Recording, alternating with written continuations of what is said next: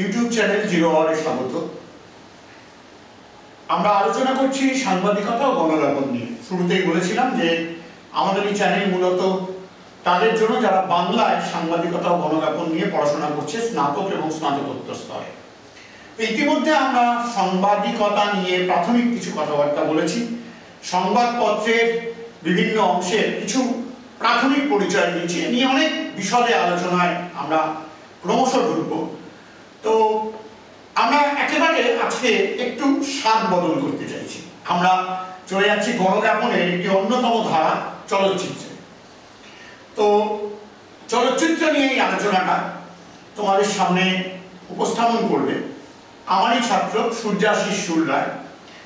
সূর্যাশিস সাংবাদিকতা ও গণজ্ঞাপনে অনার্স সম্পূর্ণ করার পর নিউ ব্যারাকপুরের এপিসি কলেজ থেকে ও বারাসাতের পশ্চিমবঙ্গ রাষ্ট্রীয় বিশ্ববিদ্যালয় বা ওয়েস্ট বেঙ্গল স্টেট ইউনিভার্সিটি থেকে ফিল্ম স্টাডিজে এমএ সম্পূর্ণ করেছে এবং এখন খুব ইন্টারেস্টিং সেই বিশ্ববিদ্যালয়ে ওই বিভাগে ফিল্ম স্টাডিজ ডিপার্টমেন্টে ও ভিজিটিং লেকচারার। আমাদের চ্যানেলে আজকে তোমাদের সামনে সূর্যাশিস। আজকে আমাদের জিরো আওয়ার ইউটিউব চ্যানেলে আমরা তোমাদের সঙ্গে কথা বলবো সিনেমা নিয়ে। তাই সিনেমাকে বুঝতে গেলে বুঝতে হবে যে সিনেমা একটা মাধ্যম। স্বাভাবিকভাবে আমরা সাংবাদিকতা এবং গণজ্ঞাপন নিয়ে পড়াশোনা করছি, তো গণজ্ঞাপনের অনেকগুলো মাধ্যম আছে, তার মধ্যে সিনেমাও একটা মাধ্যম। তো এই মাধ্যমটা কিন্তু খুবই নতুন একটা মাধ্যম, খুব বেশি দিন হয়নি এই সিনেমা এসছে, খুব বেশি হলে হয়তো 150 বছর, 100 বছর থেকে 150 বছরের মধ্যেই সিনেমার যা ইতিহাস তা লেখা হয়েছে। তার আগে কিন্তু সিনেমা, আমরা যেটাকে সিনেমা হিসেবে ধরি, সেই সিনেমা কিন্তু ছিল না। কিন্তু এই সিনেমা আসার পিছনে অনেকগুলো ঘটনা ঘটেছে, অনেকগুলো কারণ রয়েছে। প্রথম কারণ হচ্ছে যে আমরা যদি সিনেমার ইতিহাসকে দেখতে যাই তাহলে দেখব যে সিনেমা আসলে আমরা বহু যুগ আগে, যখন আমরা মানুষও ছিলাম না, সেই সময় থেকেই কিন্তু সিনেমা আমাদের জন্য খুবই গুরুত্বপূর্ণ। কেন গুরুত্বপূর্ণ? তার কারণ হচ্ছে মানুষ সবসময় তার যে আশেপাশে যাই ঘটছে সেইটাকে সে কোনো না কোনোভাবে সে ধরে রাখতে চেয়েছে। আমরা যদি আদিম গুহাচিত্রগুলো দেখি, ধরে নেওয়া যাক স্পেনে অল্টামিরার যে গুহাচিত্র, ধরে নেওয়া যাক আমাদের ভারতে ভীমবেটকার যে গুহাচিত্র, এই গুহাচিত্রগুলোকে যদি আমরা দেখি তাহলে আমরা দেখতে পাবো যে এখানটাতে সেই সময় গুহা মানুষরা যেইভাবে নিজের দৈনন্দিন জীবনযাপন করত, সেই দৈনন্দিন জীবনযাপনকে তারা তুলে রেখেছে ছবির মাধ্যমে। তারা ছবি এঁকেছে গুহার মধ্যে, এবং সেই ছবিগুলোকে যদি একটু ভালো করে দেখি তাহলে আমরা দেখতে পাবো যে তারা যে কাজ করছে সেই কাজগুলোকে তারা পরপর ধরে রেখেছে। এই পরপর ধরে রাখার কারণ কি না, যাতে আমরা তাদের দৈনন্দিন জীবনে তারা কিভাবে কাজ করতো সেই জিনিসপত্রগুলো যেন দেখতে পাই, তারা যেন দেখতে পায়, পরবর্তী প্রজন্ম যেন দেখতে পায়, সেই কারণে তারা ধরে রেখেছে। তো এই সময় থেকেই কিন্তু আমরা চেয়েছি যে এই যে চলমান চিত্র যদি কোনোভাবে আমাদের কাছে পৌঁছে যায়, তখনও পৌঁছয়নি, আস্তে আস্তে এতদিন বাদে এসে পৌঁছিয়েছে। তো এর পরে কি হলো, বহু যুগ কেটে গেল, আস্তে আস্তে সভ্যতা তখন তৈরি হচ্ছে। সেই সময় 4টে বড় সভ্যতা ছিল: ইজিপশিয়ান সিভিলাইজেশন, মেসোপটেমিয়ান সিভিলাইজেশন, আমাদের হরপ্পা এবং মহেঞ্জোদারো, আর তার সঙ্গে চাইনিজ সিভিলাইজেশন। এই যে চীনা সভ্যতা, এই চাইনিজ সিভিলাইজেশনে ওদের বিনোদনের জন্য ওরা একটা খুব ইন্টারেস্টিং জিনিস তৈরি করেছিল। সামনে একটা স্ক্রিন থাকবে, যখন আমরা থিয়েটার দেখি তখন আমরা দেখতে পাই যে একদম পিছনে স্ক্রিন থাকে, তার সামনে আর কি চলাফেরা করে মানুষজন যারা থিয়েটার অ্যাক্টার। এখানটাতে সামনে স্ক্রিন, তার পিছনে থিয়েটার অ্যাক্টাররা থিয়েটারের কাজ করছে, এবং তার পিছনে একটা আলো দিয়ে ওই সাদা স্ক্রিনটার ওপরে ওই কালো ওই যে শ্যাডোগুলো, যে ছায়ামূর্তিগুলো, সেই ছায়ামূর্তিগুলো নড়াচড়া করছে। এর মধ্যে দিয়ে গল্প বলা হতো। তো এইভাবে আস্তে আস্তে কিভাবে পর্দায় গল্প বলা যায় তার কিন্তু একটা প্রচেষ্টা মানব সভ্যতার মধ্যে সেই প্রথম দিক থেকে দেখা গেছে, যখন সভ্যতার শুরু, সেই সময় থেকে দেখা গেছে। এবার তারপরে ছবি তৈরি হলো, স্টিল ফটোগ্রাফ, স্থির চিত্র আমরা দেখলাম। স্থির চিত্র যখন বেশ কিছুদিন হয়ে গেল, হয়ে যাওয়ার পরে কিছু লোকজন ইতিমধ্যে কিছু যন্ত্র তৈরি করলো। কীরকম যন্ত্র তৈরি করলো? 3টে গুরুত্বপূর্ণ যন্ত্র আছে। প্রথম গুরুত্বপূর্ণ যন্ত্রটার নাম হচ্ছে থমাট্রোপ। থমাট্রোপটা কি? থমাট্রোপ হচ্ছে একটা ডিস্ক। এই ডিস্কটা সামনে ধরে নাও একটা পাখি আঁকা আছে, শুধু একটা পাখি, আর তার পিছন দিকে ধরে নাও একটা খাঁচা আছে। এবার যদি ওই ডিস্কটাকে তুমি তাড়াতাড়ি ঘোরাও তাহলে দেখতে পাবে যে মনে হবে যেন ওই পাখিটা ওই খাঁচার মধ্যে বন্দি হয়ে আছে। এত তাড়াতাড়ি ঘুরবে যে পাখিকেও দেখবো খাঁচাকেও দেখবো, একসাথে দেখে মনে হবে যেন পাখিটা খাঁচার মধ্যে ঢুকে রয়েছে। এই যে পাখি খাঁচার মধ্যে ঢুকে রয়েছে এটা কেন আমরা দেখতে পাচ্ছি? আসলে তো পাখি খাঁচার মধ্যে ঢুকে নেই, একদিকে পাখি আছে একদিকে খাঁচা আছে। এই দুটোকে আমরা একসঙ্গে দেখতে পাচ্ছি কারণ আমাদের চোখের মধ্যে একটা ছোট ডিফেক্ট আছে। সেই ডিফেক্টটা কি না, সেটাকে বলা হয় পারসিস্টেন্স অফ ভিশন। ডিফেক্ট বলতে পারো বা মেকানিজম বলতে পারো, যেরকমভাবেই বলবে। তো এই পারসিস্টেন্স অফ ভিশনকে কাজে লাগিয়ে কিন্তু আজকের দিনের সিনেমা তৈরি হচ্ছে। এই পারসিস্টেন্স অফ ভিশন কি বলছে? এই পারসিস্টেন্স অফ ভিশন বলছে যে আমাদের চোখ 1 সেকেন্ডের 10 ভাগের 1 ভাগ সময়ের জন্য একটা ছবিকে স্থির হিসাবে দেখতে পারে। তার থেকে তাড়াতাড়ি যদি আমরা পরপর ছবি দেখি তাহলে যতক্ষণ ওইটা রয়েছে তার আগে যদি অন্য ছবি চলে আসে তাহলে ওই ছবিগুলো পরপর আসাতে আমাদের চোখে মনে হয় যেন যে ছবিটা চলমান। তো এই পারসিস্টেন্স অফ ভিশনকে কাজে লাগিয়ে প্রথম তৈরি হলো থমাট্রোপ, একটা সিম্পল চাকতি যেটা ঘোরালে মনে হয় দুদিকের ছবি একসঙ্গে রয়েছে। পাখি খাঁচার মধ্যে, হ্যাঁ, ফুলের দানির মধ্যে, এরকমভাবে অনেক কিছু করা হয়েছে। তারপরে শুরু হলো আরও কিছু এরকম ইনভেনশন। কীরকম ইনভেনশন না, তারপরে চালু হলো জুট্রোপ বলে আরেকটা যন্ত্রের বেশ আধিপত্য। জুট্রোপ কীরকম না, ধরে নাও একটা গোল একটা বাক্স। এই গোল বাক্সটা নিচের দিকটা ধরে একটা পরপর কিছু ছবিকে বসানো আছে, আর ওপর দিকটা ধরে মানে যেখানটা দিয়ে এই ধরে নাও এটা হচ্ছে তার মানে হাইটটা আর কি, এইখান ধরে ধরো বসানো আছে এতটা অবধি, আর তার ওপরে যে জায়গাটা রয়েছে সেই জায়গাটাতে কাটা আছে, ছোট ছোট ছোট ছোট স্লিট কাটা আছে। যখন এটাকে ঘোরানো হচ্ছে, ওই নিচে ছবি লাগানো আছে আর ওপরটা দিয়ে যখন ঘোরানো হচ্ছে, কেউ যদি ওপর দিয়ে ওই স্লিটের মধ্যে দিয়ে দেখে তাহলে সে দেখতে পাচ্ছে যে ওই ছবিটা যেন চলছে। সেই পারসিস্টেন্স অফ ভিশনকে কাজে লাগিয়ে একই মানে ফেনোমেননকে কাজে লাগিয়ে আরেকটা নতুন যন্ত্র জুট্রোপ হওয়ার পরে নেক্সট যে যন্ত্রটা তার নাম প্র্যাক্সিনোস্কোপ।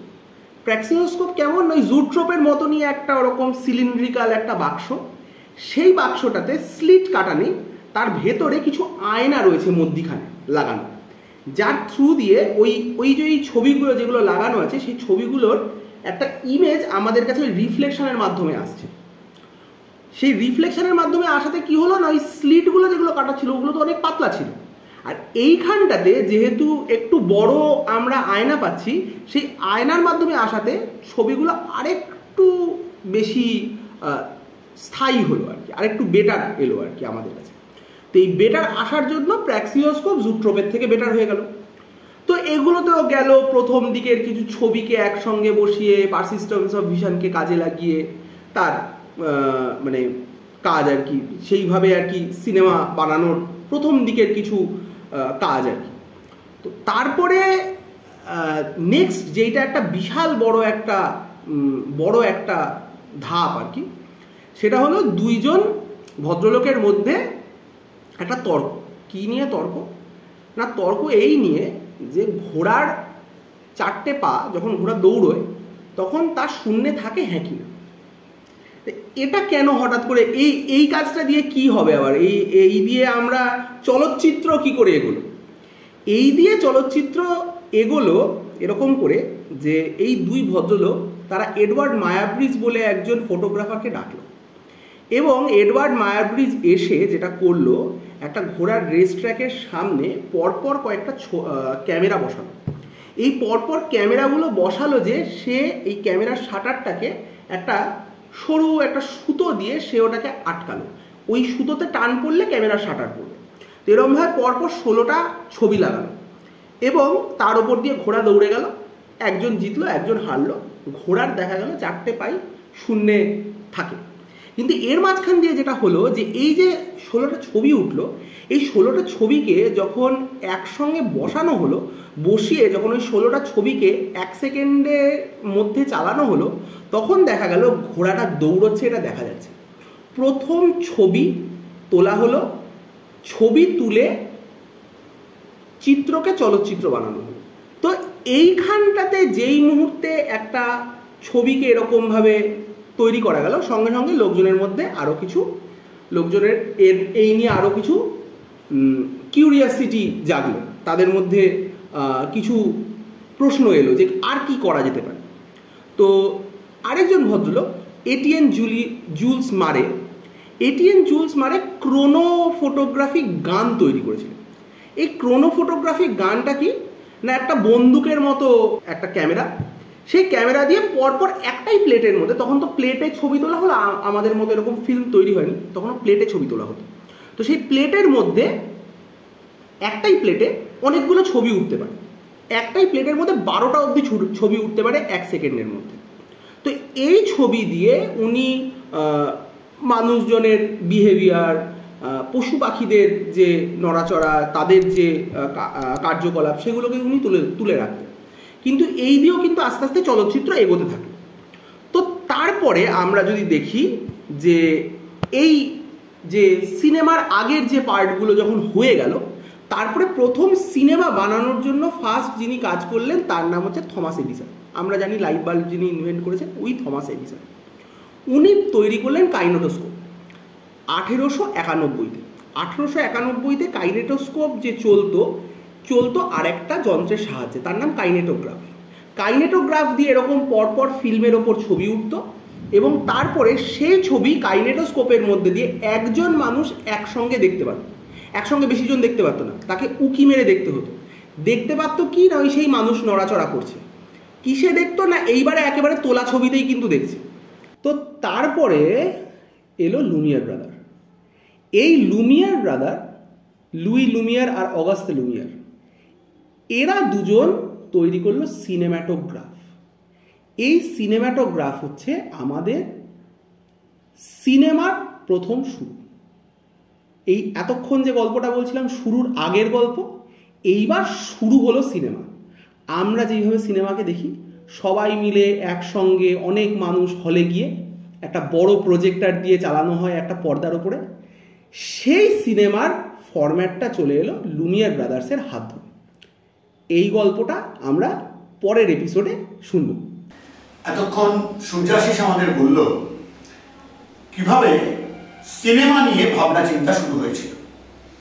সূর্যাশিস শেষ করেছে এই বলে যে আমরা শেষ পর্যন্ত আজকে হলে অনেকে বসে একসঙ্গে যে সিনেমা দেখি, সেই ধারাটা এসেছে লুমিয়ার ব্রাদার্সের হাত ধরে। সেখান থেকেও পরের এপিসোডে বাকি কাহিনী বলবে। আমার শুধু একটাই কথা বলার, যে এই এপিসোডে আমরা যা তোমাদের বললাম কেমন তা লাগলো তা কমেন্টে আমাদের লিখে জানাও। সঙ্গে দুটো অতিরিক্ত কথা। এক, থমাট্রপ যন্ত্রটার গল্প বলেছে সূর্যাশিস, চেষ্টা করবে নাকি বাড়িতে একটা বানিয়ে ফেলা? দেখো না, সারাদিন তো মোবাইলেই সময় কেটে যায়, তার বাইরে এরকম একটা নতুন কিছু নিয়ে কিছুটা সময় যদি কাটাতে পারো এবং সেটা অনেককে দেখাবে, দেখবে একটা অদ্ভুত আনন্দ হচ্ছে। চেষ্টা করো। শেষ কথা, ও 2-3টে যন্ত্রর কথা বলেছে যা কিছু চলমান ধারণাকে, ছবির চলমান ধারণাকে মানুষের সামনে উপস্থাপন করেছিল। কোনটা তোমাদের সব থেকে ভালো লাগে কমেন্টে লিখে জানাও। দেখা হবে পরের এপিসোডে। ধন্যবাদ।